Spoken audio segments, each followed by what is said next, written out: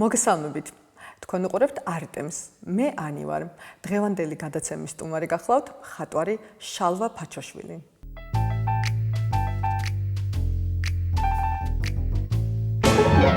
მოგესალმებით.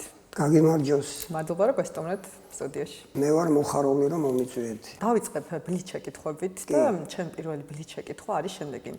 როგორ დაახასიათებდით საკუთარ თავს? ძალიან სწრაფი ვარ და ყველაფრის მიღწევა ძალიან სწრაფად მინდა ნახატს ძალიან სწრაფად ვასრულებ. თქვენი საყვარელი შინაური ცხოველი? კატა. უცხო პლანეტელების თუ გჯერათ? კი. როგორ უმკლავდებით ურთიერთობაში არსებულ წინააღმდეგობებს? უცებ შემიძლია, მე კახელი კაცი ვარ წარმოშობით, იმ წუთშივე ამოვანთხე თუ რამე არ მომეწონა, მაგრამ ისე შეფუთულად გავაკეთებ ამას, რომ გულში არაფერი არ დამჩის. როგორ ხვდებით ხოლმე, რომ უნდა დატოვოთ ურთიერთობა? ძალიან ადვილად, მაგაზე ადვილი არაფერია, როგორც ადვილად ვეცნობი, ადვილად შევდივარ კონტაქტში. ისევე ადვილად შემიძლია საერთოდ დავივიწყო. საქციელი, რის გამოც ადამიანის დავიწყებას გადაწყვეტთ? შეიძლება სიტყვა ამას გამაღიზიანოს. გულშვილი ხართ? კი ვარ, ტერილი მიყვარს. მაგრამ სუფრაზე მომდის ხანდახან ეს. ცნობილების სიძლიერის ნიშანია თუ სისუსტის? სიძლიერის ნიშანია. ყველაზე უხერხული რამ თქვენს მაცივარში? ცარიელი მაცივარი.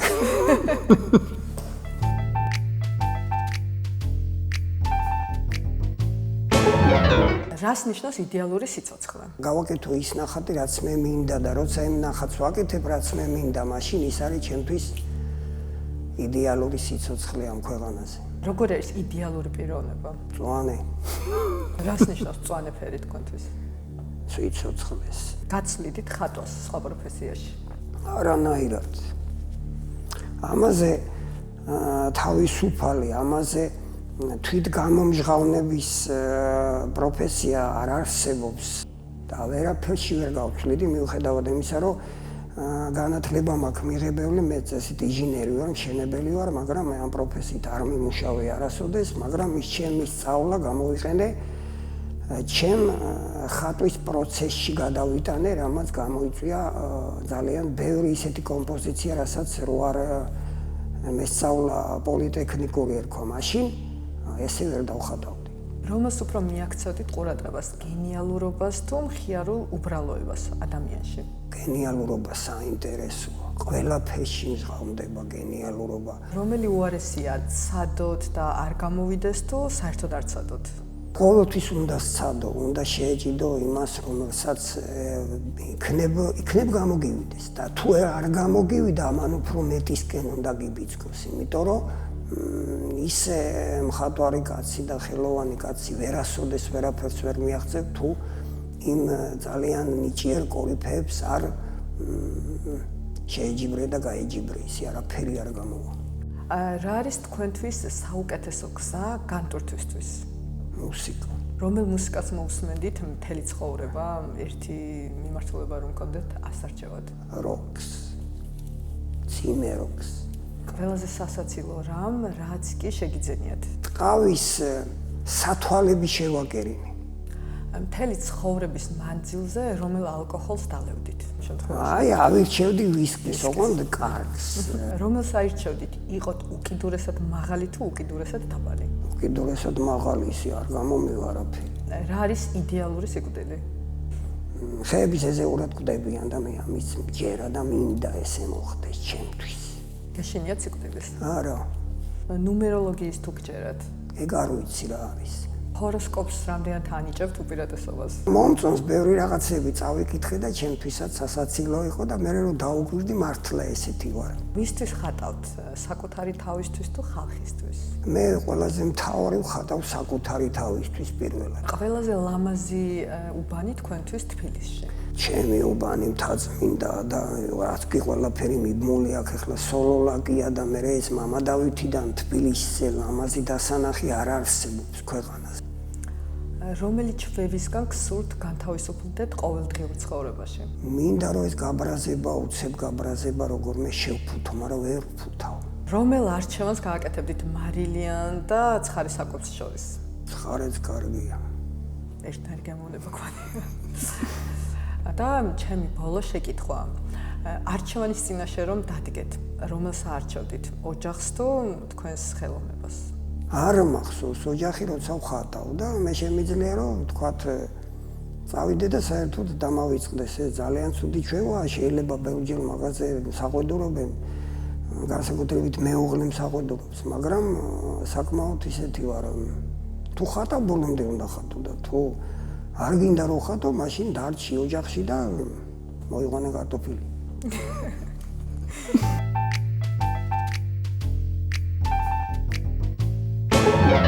ვაგრძელებთ გადაცემას.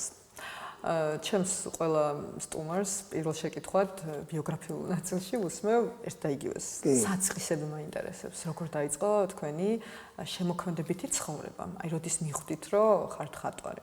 მე მქვია შალვა, ეს დამარქვა ბებიაჩემმა, რომელსაც თავისი ალალი ბიძაშვილი, დედამისის ძმისშვილი, პერიტაშვილები ლუკა და მიხო ყავდა დახვრეტილი 37 წელს და მათ ყავდათ დარჩენილი დედა გადარჩა და კაცი, რომელსაც ეკო შალვა. და ეს იყო მხატვარი პერიტაშვილი შალვა, ძალიან ნიჭიერი კაცი, მაგრამ რახან იყო ესეთი რეპრესირებული ოჯახიდან, ყველანაირი გზა მოუსწეს რომ გამოფენებინო, არსად არ მიაღებინეს. მონაწილეობა 62 წელში გარდაიცვალა ღმერთმა ნათელში ამყოფს, მე დავიბადე 63 წელს, მე დამარქვე შალვა. ბებიაჩემმა მითხრა, იცოდე სანამ შენ ხატავ, მე ცოცხალი ვარო და პირველი ნაბიჯები რომ მე უნდა მეხატა, ბებიაჩემმა მასწავლა ხატვა. თავიდანვე დაგაწყებინათ ხატვა თუ? თავიდანვე დამაწყებინა. მე როგორ ვთქვა, 10 წლიდან დავიწყე ხატვა. მე გორში სამხატვრო სკოლა გავიარე. 8 კლასამდე ვსწავლობდი გორში, მერე თბილისში ნიკოლაძეში ჩავაბარე. 51 წლის სტაჟი მაქვს ხატვის. ნუ რა თქმა უნდა, ჯარში ვიყავის 2 წელი გამიცდა და მერე სამშენებლოზეც ვისწავლე და მივხვდი, როცა სამშენებლოს გამოცდებს ვაკეთებდი, ნახატს ვერ ვაკეთებდი, როცა ვხატავდი, იქ მიღებდი ორიანებს და მოკლედ მამაჩემმა მითხრა, რომ შენ იცოდე ფუნჯით უნდა მოკვდეო და ამას შევასრულე მთელი სულით და გულით. ანუ ოჯახმა იქონია თქვენზე გავლენა? კი. იმიტომ რომ მამაჩემი თეატრალი კაცი იყო, ძალიან განათლებული ადამიანი იყო, გორელი კაცი იყო და ძალიან დიდი განათლება შემოიტანა ჩემში, იმიტომ რომ ხატვას სჭირდება, რომ ძალიან კარგად იცოდეს მუსიკაც, თქვათ ესეთი ჩვევაც ჰქონდა სახლში, რომ მე და ჩემ დაიკოს გვასმენინებ და მაშინ ესე ვინილის პლასტინკები ერქვა და ნუ ეწერა თქვათ მღერის ვიღაცა თქვათ და გვეკითხებოდა, აბა მოგეწონათ ეს სიმღერა და პლუსებს უწერდი და როდესაც 3 პლუსი ეწერა ამა და ამ სიმღერას, ესე იგი მამაჩემსაც მოწონდა, ნიშნავდა და უკვე აი ამ გემოვნების სავარჯიშო იყო, იმიტომ რომ მამაჩემი განათლებით პედაგოგი იყო, დედა მყავს და პედაგოგი მყავს. მამაჩემი იყო ქართული ენისა და ისტორიის მასწავლებელი და ძალიან მიყვარს განათლებული ადამიანები და ყველაზე დიდ უპირატესობას ვაძლევ, როცა კაცი ნასწავლია. თქვენი შემოქმედება მარტივინით რომ თქვა, ძალიან ისეთი მსუყე, ფერადი, პოზიტიური. რა გაძლევთ ინსპირაციას და განწყობას, რომ შექმნათ ეს საოცარი შემოქმედება? ალბათ ხასიათი. განწყობის ხატვარი ხართ? მე ვიცი ესეთი სასწაული ისტორია ვთქვათ ვერიკო ანჯაფარიძეზე.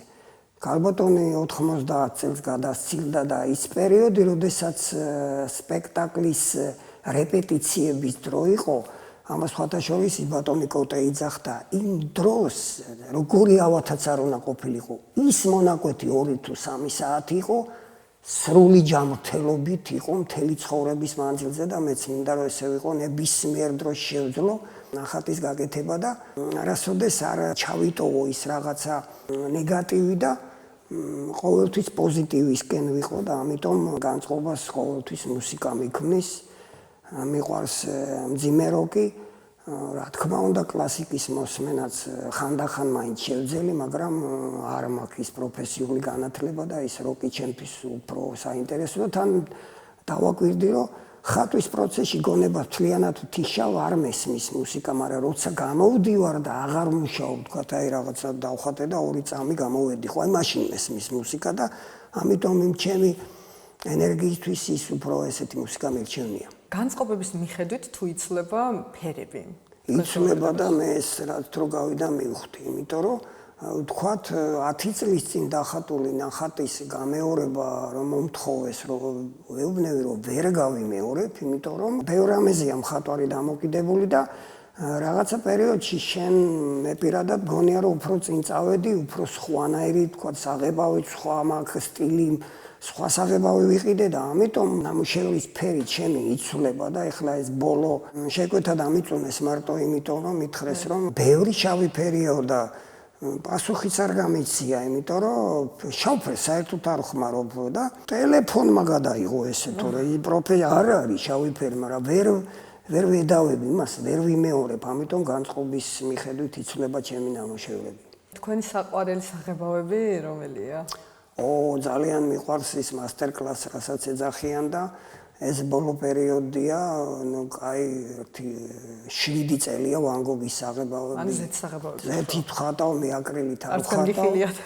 მაგრამ მე ვცადე აკრილით დახატვა, საკმაოდ ადვილად გავაკეთე აკრილით და ну, როგორ ვთქვა, გამოწვევა იყო, რომ აკრილით უნდა დამეხატა და ერთხელ მომიხტა, რომ ერთ-ერთ მასტერ-კლასი თუ რა ვიცი რა ქვია დამიძახეს და მხოლოდ 3 ფერი ქონდა, თეთრი ოქროსფერი და შავი, ვეუბნები შავი არ მინდა, მომეცით ეს 2 ფერი, აკრილი და დავხატავ მეთქი და სხვათა შორის კაი ნამუშევარი გამომივიდა, ამიტომ კარგი საღებავი მხატვრისთვის ეს არის ძალიან დიდი მიღწევა, მე ვინძორის საღებავებითაც ვიმუშავე და ძალიან მომეწონა. ანუ შავი ფერი საერთოდ ამოღებული გაქვს? კი, არ ხმარობ, მაგრამ აქვს ინდიგო ქვია მასტერ-კლასი უშვებს, ეს არის ძალიან მუქი ლურჯია. აი როგორ ვთქვა, არც ფეცია და არც ულტრამარინია, შარვალსაც კი ქვია, ინდიგო ქვია, ჯინსის შარვლების იმას და იმდენად ღრმა ფერია თან მე ერთი პერიოდი ვცადე, ლურჯ ფეცეში გალუბოი ფეცე როგორც აწერია, ვთქვათ, ურევდი კრაპლაკს, მუქ კრაპლაკს და იმ დონის მუქი გამოდიოდა, შავი არ არის, მაგრამ აი როგორ ვთქვა, უფრო ბარხატისკენ მიდის. ძალიან გიყვართ პლენერზე მუშაობა. კი. ვსუთებთ ხოლმე ესეთ ფოტოებს, სოციალურ ქსელშიც ძალიან აქტიური ხართ. რა სიხშირით დადიხართ ბუნებაში? მეგობრები ჯგუფი მყავს, მე რამდენიმე თქვათ აი პარიზში ყოფნის დროსაც კი ჟივერნიში, სადაც არის კლოდ მონესის სასწაული სასახლე, თვითონ იმ ჟივერნიში არ გვიხატია, მაგრამ რომ გამოვცდით, იგივე დაახლოებით სიტუაცია იყო, სადღაც ტბა იყო პატარა და იქ ვიმუშავებ და ვხატე უკვე ცარცის პასტელით და ისე დამაინტერესა, არ მეხატა არასოდეს ცარცის პასტელით და გააკეთეს ერთი ცალი, გავაკეთე 9 კონვერივით ვიმუშავე, იქ ქალბატონები იყვნენ, რომლებიც არ იყვნენ მხატვრები და ნუ იმას ლაქით უნდა დაფარვა, რომ მე არ გაფუჭდეს და მოკლედ მე ვხატავდი ის ლაქავდა და ეს პროცესი ძალიან მომეწონა და ძალიან საინტერესოა ბუნება ყოველთვის. აი, რას გაძლევთ ეს ბუნებაში მუშაობა? ფერის ახალგზნობას მაძლევს, როგორი საინტერესო მხატვარიც არ უნდა იყო, მე ყოველ შემთხვევაში ესე მგონია და რაღაც აჩემებული კომპოზიცია რო გქონდეს და აჩემებული ტონი გქონდეს, თუ შენ მოხვდები ბუნებაში და დაინახავ ძალიან საინტერესო ფერს ხედავ, თქვათ ვიყავი ფოტოში, ფოტს სხვანაირი ფერწერა აქვს, სხვა ფერში წავიდა ეს ჩემი ნამუშევრები, რომელიც ძალიან დამაინტერესა საერთოდ და როგორ ვთქვა, ბუნებასთან ჭიდილში ხარ, აი თუ ვაშკაცი ხარ, აბა მოასწარი და ის ფერი დაიჭირე, რომელიც ნახევარ საათში შეიცვლება და სხვა იქნება განათება სულ.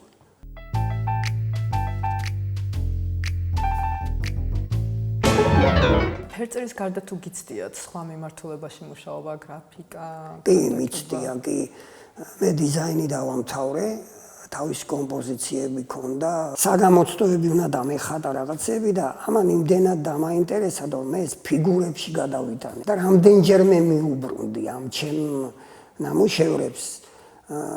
სხვათა შორის ძალიან კარგი კომპოზიციები ვაკეთე, ესეთი სასწაული დავარქვი, ღვინო და ქალი. შესაფუთი, ბოთლის შესაფუთი ყუთი რო არსებობს, 4-ვე მხარეს უნდა დახატულიყო ქალის ფიგურა და წინ ბოთლი და იქ ჭრაში, ნუ მოგროა თქვა, ვიტრაჟული სტილით ვაკეთე ეს ნამუშევრები და ერთადერთი რაც არ მომეწონა, ფერში როცა ზეთის მასტეხინი თქვათ ახლა ესენი და ძალიან ძნელად მივახცე ჩემ მისაღწევს და ეხლა კიდევ რო დაუბრუნდი ეხლა კარგად გამომივიდა ფანქარმა ძალიან დამაინტერესა ფანქარშიც შევებრძოლე ჩემ თავს იმიტომ რომ ფანქრით ხატვაში ძალიან ზარმაცი ვარ იმიტომ რომ ფერს რო ხედავ უკვე მავიწყდება ის კონტური და თუ კონტურიც მოწესრიგებული მექნება მაშინ უფრო კარგ პოზიციებზე გავა ჩემი გრძნობით. ფუნჯი უფრო გიყვარს თუ მასტეხინი? მასტეხინი მიყვარს ძალიან, მაგრამ რაღაცა პერიოდში დაუჯერე ჩემი მეგობრის თხოვნას, თუ სურვილს თუ იმას ხასიათს და ფუნჯმაც დამაინტერესა. მასტეხინი ცოტა უფრო, როგორ ვთქვა, უხეშია, მაგრამ მიუხედავად იმისა, რომ ჩემი მეგობრები ყვებიან, ვინც მასტეხინით მუშაობს, აი შეხების რა მიკრონებზეც ეხები ტილოს ის მასტეხინი ისეთ mazoks დაგიტოვს. ისე უფრო ძირითად ფერებს იყენებს თუ ქმნით თქვენ თვითონ თუ არ ქმნი, მე ძირითადად ეხლა ნახევარი ტონებიც გამოვიდა, პასტოზული ტონიც გამოვიდა, იმიტომ რომ მე ვიცი რომ Z-ში სამი ფერის მეტი შერევით უკვე იმას ტონს უკარგავ და ეხლა იმდენად კარგი, მაგრამ მაქვს ესეთი აი საყვარელი ფერებიც მაქვს. თქვათ არის ესეთი აი რუსულად ვიტყვი, იმიტომ რომ ესე აწერია. თქვათ არის ესეთი Mars ჟოლტი პრაზრაჩნი ქვია ეს მასტერ კლასი უშვებს და არის კიდევ Mars არანჟევი პრაზრაჩნი.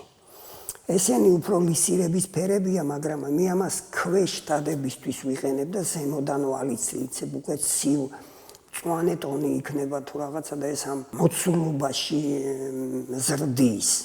ხოჯელანი, ლევან ხოჯელანი ესეთი მხატვარი კაცი, რომელმაც ლურჯი ფეცეთი ცის გაკეთება იცოდა ამ კაცმა, რომელიც აი ძალიან მიუღწეველი, იმდენად შხამიანი ფერია გალუბოი ფეცე, რომ იმით მუშაობა ცაზე თან აკეთებდა სასწაულად მერე ვარდისფერ ღრუბელს უკეთებდა, აი მოკლედ შეგძრავდა, რომ დაინახავდი ამ იმას და ერთ გენიალური ლექსი არსებობს, ესეთი ტიციან ტაბიძის, რომ მე ლექს კი არ უწერო, ლექსი თვითონ წერს, ჩემი სიცოცხლე ამ ლექსთან ახლავს, მე ლექს ვეძახი მოვარდნილ მეწყერს, რომ გაგიტანს და ცოცხლად დაგმარხავს და აი ესეთი სტილით თუ ხატავ, მაშინ ღირსი ხარო გეთქვას მხატვარი. წეგან დიზაინს შევეხეთ და აუცილებლად მინდა თქვენს ჩაცმულობა შევეხო. ყოველთვის ორიგინალურად გაცილებით ხოლმე ძალიან მომწონს. ვინ ზრუნავს თქვენს ჩაცმულობას? აი როდიდან ან რატომ ეს რო ვკითხოთ? ალბათ მე ბავშვობიდან მაქვს ესეთი ხასიათი, მიყვარს რომ უნდა გამოვირჩეოდე და ესეთი ხასიათი მაქვს, მე ესე დავიბადე, ესე გავიზარდე. თავიდან, როგორ ვთქვა, ბებია ჩემი იზრონა, აი ამ ბებიას ვიძახი, მამა ჩემის დედას ვიძახი, რაზმაძის ქალი იყო, აზნაურები იყვნენ და ესე იგი 68 წელში თუ არ ვიცი, ნუ პირველ კლასში, ჩემ დროს 0 კლასიც იყო. და ბებია ჩემის შეკერილი პიჯაკი და შარვალი მეცვა და პაპამ სახელად კაკაბო დამარქვა, იმიტომ რომ კაკაბი საკმაოდ ლამაზ ფერშია ეს სასწაული ფრინველი და ალბათ ამანაც გამოიწვია ის რომ მე მივხვდი რომ მე მიხდება და მიყვარს, მაგრამ შეიძლება გადამეტებულიც იყოს ხანდახან ჩემი სტილის ჩაცმულობა, მაგრამ იმ მომენტში მგონია რომ მე მართალი ვარ და ესე მინდა რომ იყოს და ვაკეთებ ძალიან ხშირად და არ უსმენ სხვის რჩევებს. ძირითადად თქვენი არის დაზგური ფერწერა, მონუმენტურიც თუ გიცდიათ? კი, მიცდია, კი. რომელი უფრო ახლოს არის თქვენ? მე მონუმენტური მირჩევნია, მაგალითად მითხრეს რომ პატარა ნამუშევარი რომ არის, მე ისეთი სტილით შემიძლია ეს პატარა ნამუშევარი გავაკეთო, რომ აი ვინც დაინახავს, ეგონოს რომ ეს არის თქვათ მეტრი მეტრზე და ის დიდი ნამუშევრების კეთება მხატვრისთვის ძალიან აუცილებელია, აი ძალიან კარგია, იმიტომ რომ მით უმეტეს თუ ნამუშევარს გამოიტან გარეთ, აი სახელოსნოში, ვთქვათ კომპოზიცია სახელოსნოში ხატავ. გარეთ რო გამოიტან, ვთქვათ, საკუთარი ეზო მაქვს და იქ დავდებ, იქ ჩანს ყველა შეცდომა თუ კი რამე დაგიშვია. ამიტომ დიდი ნამუშევრების კეთების მოყვარული და მოხარული ვარ, მაგრამ რაღაცა პერიოდი მიხდება პატარებზეც მუშაობა, მაგრამ მაინც იქით მიმიწევს გული და მიყვარს ეს ბრძოლის სცენები, ვთქვათ, ცეკვის სცენები და რასაც სიხარული მია, ვთქვათ, ბრძოლის ყიჟინი არსებობს ესეთი არსი, ვთქვათ, ლეონარდო და მიქელანჯელო შეაჯიბრეს, ანგიარის ბრძოლა გააკეთა, ვთქვათ, ლეონარდომ, დროშას არ თმევენ, არც ერთის ნამუშევარი არ გადარჩა, მაგრამ ესკიზები დარჩა რაღაცები და მიქელანჯელომ დახატა მობანავე ჯარისკაცები, რომელიც ისმენენ ამ ბრძოლის ყიჟინა, რომ უნდა ჩაიცვან და მოკლედ აი ეს მომენტი თუ როგორმე მხატვარმა დაიჭირე შენ ნამუშევარში, გინდა ნატურმორტი იყოს და გინდა ცეკვის სცენა იყოს დასახატი, მაშინ შენ ხარ 100%-ით მართალი შენ პირად თან და შენ მასწავლებელთან, რომელმაც შენში ყველაფერი ჩადო, რომ შენგან გამოსულიყო ნიჭიერი კაცი. ძალიან რთული არის, არ გულისხმობ კლასიკურ ნამუშევარს მუშაობის პროცესი. აი, თქვენ თუნდაც რომ მუშაობთ, სად გაჩერდეთ? აი, როგორ ხვდებით, სად უნდა გაჩერდეთ? მე მაგალითად რაღაცა პერიოდი სამჯერ ვაკეთებ ერთ ნამუშევარს, თქვათ ერთი, აი, გავაკეთე, მაგრამ რომ გამოვედი, მივხვდი რომ ბიჭო იმას არ მოეწონება, იქ ფოთოლი არ აქვს, იქ რაღაცა არ გავს ის ყურძენს თუ რა ვიცი, ნუ გასაყიდად რაც გამომაქვს. და გაფუჭებას უწყებ ხშირად და ძალიან ძნელი იმ ზღვარის მიღწევა, მაგრამ რაღაცა პერიოდი როცა მივხვდები, რომ აი უბრალოდ დავიღალე და მირჩევნია, რომ წავიდე გარეთ ვისეირნო, ან მეგობარს შევხვდი, ან რა ვიცი მე ისევ ქალაქში გავისეირნო, ვანებებ იმ ნამუშევარს და მაგრამ ის ზღვარის მიღწევა ძალიან ნიჭიერი კაცის ერთ-ერთი შეძენილი ნიჭია, რომელიც ეგრე ადვილი არ არის არავისთვის მისაღწევად. როგორ ხდება თქვენი ნამუშევრების შეძენა და რა ღირს საშუალოდ თქვენი ნამუშევრები? არ ვყიდე მე ჩემ ნამუშევრებს ზვერად, მე მაქვს ესეთი ხასიათი მაქვს ესეთი, მე ბავშვობიდან მქონდა ესეთი სურვილი, რომ ჩემი ნამუშევარი ან გავაჩუქო, ან გავყიდო, აუგონ ბევრ აურაში და ბევრ ოჯახში მოხვდეს, ბევრ ქვეყანაში მოხვდეს, იმიტომ რომ მე რატომღაც მჯერადა მგონია, რომ ის მუხტი მერე ჩემთან მოდის და რამდენჯერმე მომიწია 10 წლის წინ დახატული ნამუშევრის ნახვა ოჯახში და იმდენად საინტერესოა შენი ნამუშევრის ნახვა და მაშინვე გახსენდება, აი როგორ დახატე და როგორი განწყობა გქონდა, ამიტომ ფასი ჩემი არასოდეს არ გამომდინარეობს იქიდან რა ენერგია დავხარჯე, იმიტომ რომ რატომღაც მე ესე მჯერა, რომ ჩემს მერე ჩემი ნამუშევრები გაძვირდება, მაგრამ ეხლა რა ძღირს. როგორ ვთქვა, მე ხანდახან მყოფნის ეს ფასი, რა გავაკეთო სხვა. ხვირაწეული და 1000 ლარად დაფასებული ნახატის ჯერ ღირსი არ ვარ ალბათ და არც მინდა. იმიტომ რომ მოკლედ ის 100 ლარი მირჩევნია, რომელსაც არ დამაყვედრია და მომცემენ და 1000 ლარს რო გადაიხდიან და მე გეტყვიან, ერთხელ მქონდა ეგეთი მომენტი, რომ პატარა ნამუშევარზე კაცი მეუბნება, რომ აქ ფოთლებიც რო დაგეხატავ, აი პატარა ნამუშევარზე ვიყიდიდიო და მე უთხარი, აბა კარგად დააკვირდი, რამე კონკრეტული ხატია მეთქი მან, ნუ ბუნება იყო დახატული და მართლა არაფერი ხატებულა. როგორ დავაკონკრეტო ის, მაგრამ ყველას თავის სტილი აქვს. მიმდინარეობა აქვს, ყველას თავისი არეალი აქვს, სადაც ის ტრიალებს და მოძრაობს, ამიტომ ესეთია ჩემი დღევანდელი განწყობა. ექსპერიმენტები თუ გიყვართ? ძალიან მიყვარს, მე მაგალითად არ გამიკეთებია, მაგრამ უნდა გავაკეთო. მე მოვისმინე ესეთი ისტორია, რომ იყო ესეთი კაცი ნიკოლაძეში ასწავლიდა, შერპილოვი იყო გვარად და იყო რუსული თუ რაღაც წარმოშობის და იყო ლექტორი და ერთხელ ყვებიან მოსწავლე ყვება ესეთი, რომელსაც მე ვიცნობ და ის მოსწავლე ახლა 80 წლისაა, რომ მოკლედ ეს მოვიდა ეს კაცი კლასში და ორივე ხელი აქვს დაბინტული და რა გავაკეთე თუ ვკითხეთ რა და ტილოს უკან დაუნთია პროჟექტორი, ძალიან დიდი სითბოსი, მთლიანი ტილო გაცხელდა და ფუნჯით ეს ცხელზე ამ ზეთის საღებავის დადებით, აი ჩამოღვენთილი სტილის ნახატები აქვს ამ კაცს, აი რომ შეხედავ ნამუშევარს, მიხვდები რაღაცა სხვა და მე ისე შესულა ეს მხატვარი ამ ხატვის პროცესში, რომ დავიწყებია, რომ ეს ადუღებულია, ესეთი საღებავი საზიზღარი და ხელით დაუწყო გასწორება და სულ დაიწვა ხელი. და მოკლედ მიყვარს მე ექსპერიმენტები და ღმერთმა ქნას როდის მე გავაკეთებ ამას და რა გამო არ ვიცი. რას ურჩევდით ახალგაზრდა მხატვრებს? სიკეთე, სიყვარულს არასოდეს არ უნდა გაჩერდეს ახალგაზრდა მხატვარი, მით უმეტეს, იმიტომ რომ ეს იმდენად საინტერესო საქმეა, რომ არავინ არ იცის ვისში რა მუხტიდებს.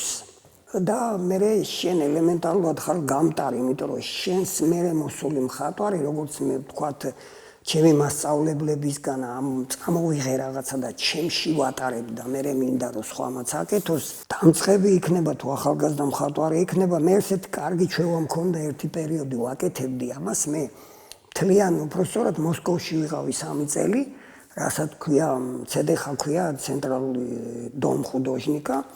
იქ იყო ერთი 3000-მდე მხატვარი იკრიფებოდა, ყოველ მთლიანად ჩამოვივლიდი ამ გამოფენას და ვაკვირდებოდი ამ მხატვრების ნამუშევრებს და ძალიან ბევრი ადამიანი გავიცანი იქ და ესეთი მე ჩემ თავში მივხვდი, რომ აი ნამუშევარი ახალი გამოტანილი ზოგი ისეთი გიყურებს, რომ ხვდები, რომ ის გაიყიდება და მეუბნეოდი მეთქი ამას დღეს გაყიდი და მართლა ყიდი და ამიტომ ის ახალგაზრდა მხატვარი არასოდეს არ უნდა შეუშინდეს იმ ფართო აუდიტორიასთან გამოტანას, რასაც თვითონ აკეთებს და არ უნდა მოერიდოს და არ უნდა ეწყინოს, როგორ ვთქვა, მითითება, იმიტომ რომ ეს აუცილებელია.